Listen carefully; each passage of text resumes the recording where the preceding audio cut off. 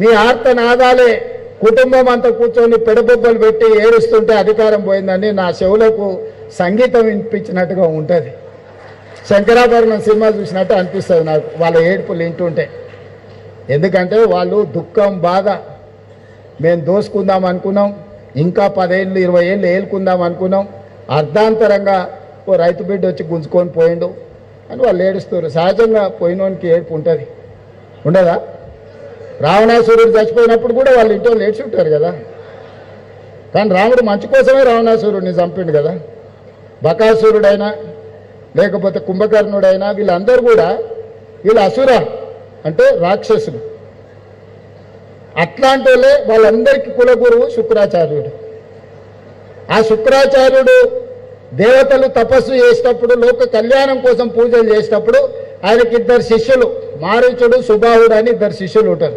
వాళ్ళని పంపిస్తే వీళ్ళు యజ్ఞాలు యాగాలు చేస్తుంటే రక్తము మాంసం తీసుకొచ్చి ఆ యజ్ఞాల యాగాలలో వేసేటోళ్ళు. శుక్రాచార్యుడు దగ్గర కూర్చొని మారీచుడిని సుబాహుడిని ఊరి మీదకి వదిలేటోడు. ఇప్పుడు రాష్ట్రంలో కూడా అట్లనే నడుస్తున్నది. శుక్రాచార్యుడు ఫామ్ హౌస్లు ఉంటుండు, మారీచుడు సుబాహుడు మన చుట్టూతో తిరుగుతున్నారు. అందుకే మిత్రులారా, రాష్ట్రాన్ని అభివృద్ధి చేసుకుందాం. పనులు చేసే క్రమంలో 10 పనులు చేసినప్పుడు 1-2 తప్పులు దొరుకుతాయి. మనం ఇళ్లలో పెళ్ళిళ్ళు చేస్తుంటాం, పత్రికలు ఇస్తాం, పక్కింటోళ్ళకు ఆఖరికి ఇవ్వచ్చు అనుకుంటాం.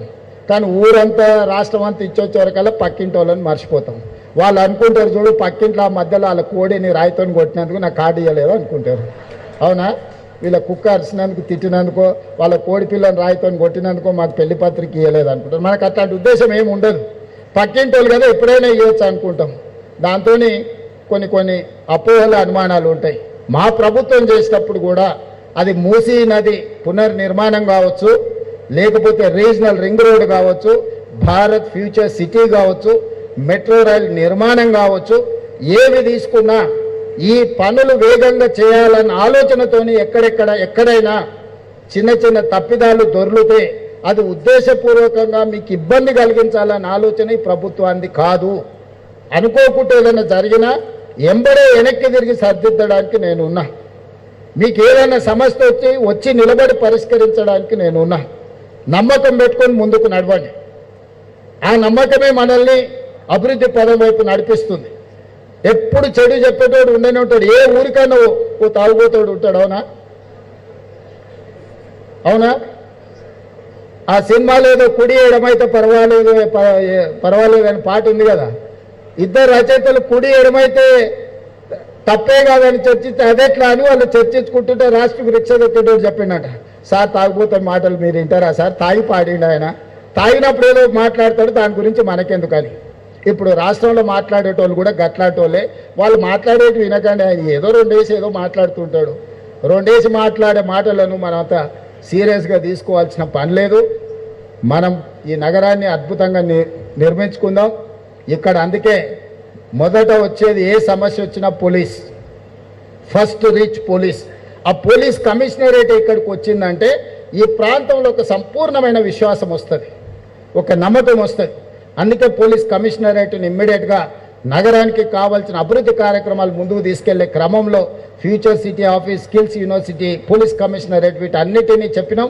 ఈరోజు మిగతా పోలీసు మల్కాజ్గిరి కమిషనరేట్, ఇతర ట్రాఫిక్ పోలీస్ స్టేషన్లు అన్ని ప్రారంభించుకున్నాం. చివరిగా మా ఆదివాసీ బిడ్డలు చాలామంది వచ్చారు. ఈరోజు ఒకనాడు ఈ ప్రాంతంలో రైతులు భూమి కోసం కొట్లాడినప్పుడు, భూమి కోసం, భుక్తి కోసం, విముక్తి కోసం సాయుధ రైతాంగ పోరాటం చేసి నేల కొరిగిన వీరులు ఈ ప్రాంతంలో ఉన్నారు. అది కొమరం భీముడు కావచ్చు, రామ్జీ గోండు కావచ్చు, లేకపోతే చాకలి ఐలమ్మ కావచ్చు, లేకపోతే దొడ్డి కొమరయ్య కావచ్చు. ఇలాంటి వాళ్ళు ఎంతోమంది వీరులు నేల కొరిగిండ్రు సాయుధ రైతాంగ పోరాటం నుంచి.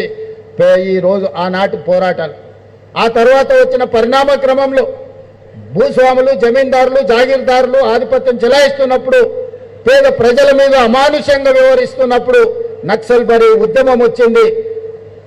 బెంగాల్లో ఉన్న నక్సల్బరీలో మొదలైన ఉద్యమం తెలంగాణ రాష్ట్రంలో దండకారణ్యం మొత్తం నల్లమల అటవీ ప్రాంతానికి వ్యాపించింది. ఆనాడు ప్రజలందరూ ఉవ్వెత్తున నక్సల్బరీ ఉద్యమంలో భాగస్వాములై కాకతీయ ఉస్మానియా యూనివర్సిటీలో ఇంజనీరింగ్ చదువుకుంటున్న గద్దర్ లాంటి వాళ్ళు కూడా నక్సల్బరీ బాట పట్టిండ్రు. ఆనాడు వాళ్ళు స్లోగన్లు ఇచ్చిండ్రు, దున్నేవాడికి భూమి అన్నారు. ఇందిరాగాంధీ అసైన్మెంట్ యాక్ట్ తీసుకొచ్చి, అగ్రికల్చర్ సీలింగ్ యాక్ట్ తీసుకొచ్చి భూస్వాముల దగ్గర, జమీందారుల దగ్గర, జాగీర్దారుల దగ్గర మూలుగుతున్న లక్షలాది ఎకరాలను తీసుకొని పేదలకు పట్టాల పేరు మీద భూములను అందించడం వల్ల దున్నేవాడికి భూమిని అందించింది ఆనాటి శ్రీమతి ఇందిరాగాంధీ గారి ప్రభుత్వం. రైతు కూలీల కోసం రైతాంగ పోరాటాలు జరిగినాయి. వాళ్ళ కూలీతో పాటు గిట్టుబాటు ధర గురించి ఆనాడు ఉద్యమాలు జరిగితే ఆ ఉద్యమాలను దృష్టిలో పెట్టుకొని కనీస మద్దతు ధర చట్టాన్ని తీసుకొచ్చి, ఎంఎస్పీ తీసుకొచ్చి, ప్రపంచంలో ఏ వస్తువు ఎవడు ఉత్పత్తి చేస్తే ఉత్పత్తి చేసేవాడు ధర నిర్ణయిస్తాడు. ఒక్క రైతు మాత్రమే తాను ఉత్పత్తి చేసిన పంటను బజార్కు తీసుకెళ్తే, మండికి తీసుకెళ్తే, మార్కెట్కు తీసుకెళ్తే కొనుగోలు చేసేటోడు ధర నిర్ణయిస్తాడు. ప్రపంచంలో అత్యంత దోపిడీకి లోనైంది రైతు. ఆ రైతును కాపాడాలని కనీస మద్దతు ధర చట్టాన్ని తెచ్చి ఈ దేశంలో రైతులను కాపాడింది, రైతులను ఆదుకున్నది ఇందిరాగాంధీ గారు, రాజీవ్ గాంధీ గారు. అదేవిధంగా రైతు కూలీ సంఘాలు, కూలీ దొరక్క అంబలి కేంద్రాలను చూసినా మనం. కరువు ఉన్నప్పుడు అంబలి కేంద్రాలను బస్టాండ్లో పోర్తి పెట్టేది. ఒక్క పూట తినడానికి కూడా కష్టం ఉన్నప్పుడు, కూలి పని కూడా దొరకక వలసలు పోతున్నప్పుడు ఉపాధి హామీ చట్టాన్ని శ్రీమతి సోనియా గాంధీ గారు తీసుకొచ్చి ఈనాడు గ్రామీణ ప్రాంతాలలో పేదవాడికి పని లేకుండా ఆకలితో చావద్దు, ఆకలితో పడుకోవద్దు అని ఈరోజు ఉపాధి హామీ చట్టాన్ని మన ప్రభుత్వం తీసుకొచ్చింది. కనీస మద్దతు ధర కావచ్చు, ఉపాధి హామీ పథకం కావచ్చు, రైట్ టు ఎడ్యుకేషన్ యాక్ట్ కావచ్చు, రైట్ టు ఇన్ఫర్మేషన్ యాక్ట్ కావచ్చు, చట్టాలన్నీ సవరించుకుంటూ పేదల కోసం పనిచేసారు. అందుకే ఈనాడు నక్సల్బరీ ఉద్యమాల బాట పట్టిన, అడవి బాట పట్టిన సోదరులకు అందరికీ మేము విజ్ఞప్తి చేసినాం. అయ్యా, మీ పోరాటం ఫలించింది, ప్రజల జీవన ప్రమాణాలు మారిపోయినాయి, పెరిగినాయి. మీరు అడ్డుకోవడం వల్ల గిరిజన ప్రాంతాలలో, తండాలలో, గూడాలలో, మారుమూల పల్లెల్లో ఈ ప్రభుత్వం చేయాలనుకుంటున్న అభివృద్ధి ఆగిపోతుంది. ఆ ఆదివాసి బిడ్డలకు ఉద్యోగ ఉపాధి అవకాశాలు కల్పిస్తాం, జనజీవన స్రవంతిలో కలవండి అని పిలుపునిచ్చినాం.